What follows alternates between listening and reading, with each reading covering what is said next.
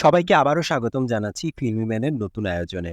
আমাদের আজকের আয়োজনে আমরা তুলে ধরব এমন কিছু বাংলাদেশি সফল ছবি, যে ছবিগুলোর গল্প চুরি করা হয়েছিল হিন্দি ছবি থেকে। অনেকেই হয়তোবা কপি এবং রিমেকের মধ্যে পার্থক্য বুঝেন না। রিমেক হচ্ছে সেই সকল ছবি, যে সকল ছবির সত্য কিনে তৈরি করা হয়েছিল। আর কপি বা নকল বলতে আমরা সেসব ছবিকেই বোঝাবো যেসব ছবির গল্প অন্য কোনো দেশের ছবির গল্প থেকে চুরি করা হয়েছে, কিন্তু তাদেরকে কোনো রকম ক্রেডিট দেওয়া হয়নি। আমাদের আজকের আয়োজনে আমরা তেমনই ৫টি ছবি তুলে ধরব। ছবিগুলো ব্যবসায়িকভাবে সফল ছিল, তবে নির্মাণ মানদণ্ডে হয়তোবা ততটা সফল ছিল না। ১৯৯৭ সালে মুক্তি পায় সানি দেওলের অ্যাকশনধর্মী ছবি জিদ্দি, যা সে বছরের সর্বোচ্চ ব্যবসা সফল ছবির একটি ছিল। क्या किया तूने? क्या किया? एक हत्यारे ने जन्म लिया है मेरे घर में। एक हत्यारे ने जन्म लिया है मेरे। জিদ্দি মুক্তি পাবার পরের বছর অর্থাৎ ১৯৯৮ সালে ছবিটিকে রিমেক করা হয় তামিল ভার্সনে, যার নাম ছিল ধার্মা। ধার্মা ছবিটি মোটামুটি ব্যবসা সফল হয়, তবে জিদ্দি ছবি থেকে বাংলাদেশে একটি ছবি পুরোপুরি নকল করা হয়। ছবিটির নাম শান্ত কেন মাস্তান।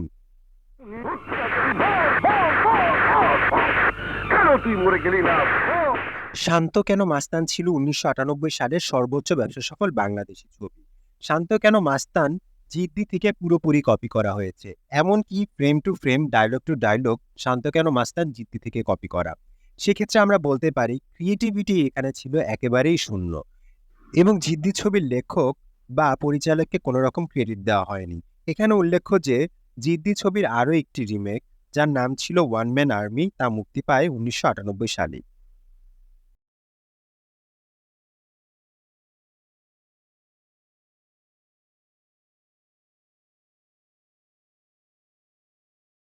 তোমায় দেখলে মনে হয় শিরোনামের এই গানটি শোনেননি এমন দর্শক শ্রোতা বাংলাদেশি বিরল। বিয়ের ফুল ছিল যেমন জনপ্রিয় ছবি, তেমনি এই ছবির গানগুলোও ছিল ব্যাপক জনপ্রিয়। প্রত্যেকটি গানের কথা এখনো মানুষের মনে আছে। আমিও তোমাকে আমার পবিত্র প্রেম দিয়ে জয় করতে চাই নদী। তা হয় না, তা হয় না। বিয়ের ফুল ছবিটির গল্প চুরি করা হয়েছে ভারতের একটি জনপ্রিয় ছবি। জনপ্রিয় ছবিটির নাম দিওয়ানা, যা মুক্তি পেয়েছিল ১৯৯২ সালে। এ ছবির মাধ্যমে ডেবিউ করেন শাহরুখ খান। ये क्या बदतमीजी है? मैं बेबस हो गया हूँ। छोड़ो हमारा रास्ता। मुझे तुमसे प्यार हो गया है। लेकिन हम आपसे प्यार नहीं करते। দিওয়ানা ছবির গল্পটিও অরিজিনাল নয়। দিওয়ানা ছবি রিমেক করা হয় ১৯৮৬ সালে মুক্তিপ্রাপ্ত বাসান্তা রাগম নামক তামিল ছবি থেকে। দিওয়ানা মুক্তির পর ব্লকবাস্টার স্ট্যাটাস পায়। সেই সাথে শাহরুখ খান ভারতের ইতিহাসে অন্যতম জনপ্রিয় অভিনেতা হিসেবে স্বীকৃতি পাওয়া শুরু করেন। দিওয়ানা ছবির মতো বাংলাদেশের বিয়ের ফুলও ছিল সমান তালে জনপ্রিয়। বিয়ের ফুলের প্রত্যেকটি গান ছিল সমান তালে জনপ্রিয়। ঠিক তেমনি ছবিতে অভিনয়কারী রিয়াজ, শাবনূর এবং শাকিল খানের অভিনয় সবাইকে মুগ্ধ করেছিল। নির্মাণ শৈলীতে ঘাটতি থাকলেও এদের তিনজনের অভিনয় ছিল অনবদ্য।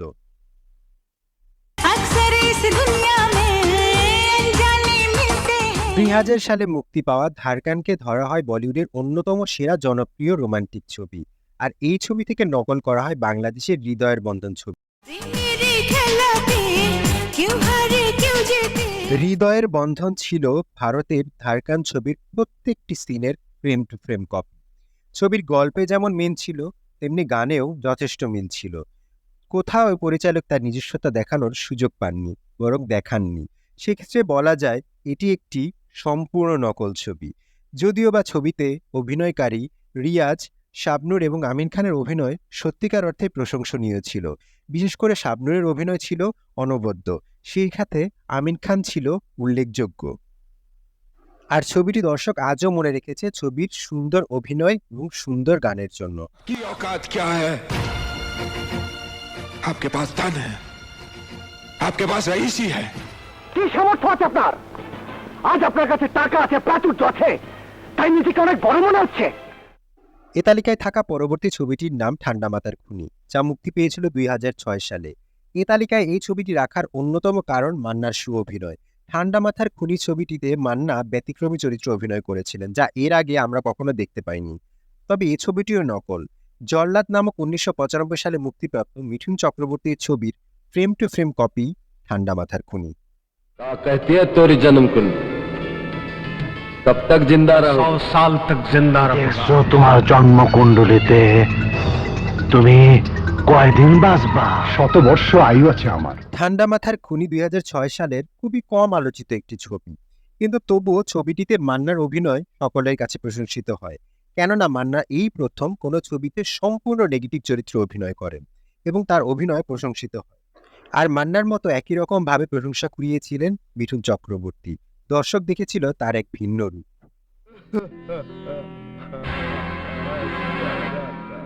আমার কি হইল অনুপা, কথা কও।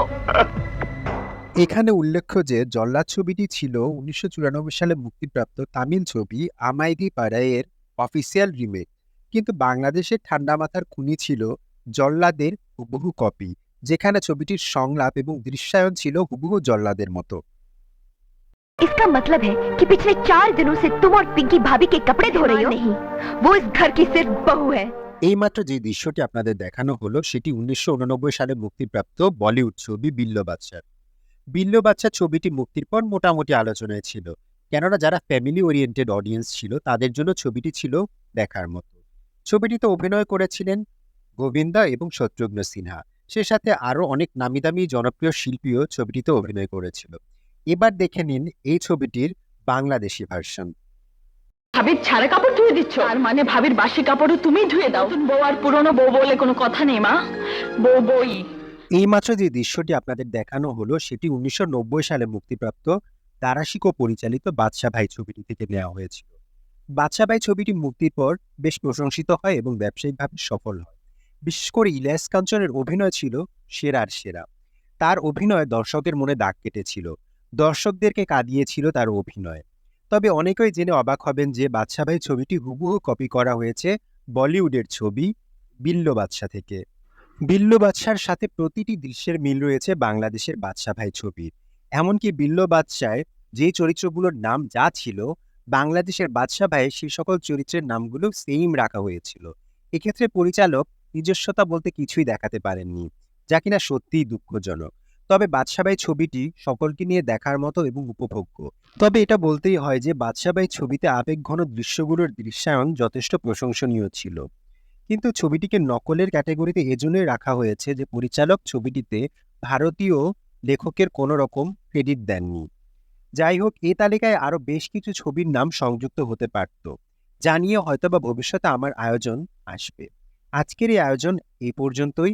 আপনাদের সবার যদি এই আয়োজন ভালো লেগে থাকে তাহলে অবশ্যই চ্যানেলটিকে সাবস্ক্রাইব করবেন এবং অবশ্যই আমার পাশেই থাকবেন। ধন্যবাদ সবাইকে।